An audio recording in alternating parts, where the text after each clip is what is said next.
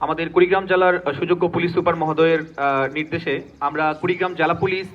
নিরলসভাবে দিনরাত্রি পরিশ্রম করে যাচ্ছি আপনাদের সাধারণ জনগণের সেবায়। ট্রাফিক বিভাগ এর মধ্যে অন্যতম, কেননা সড়কে মহাসড়কে শৃঙ্খলা ফেরাতে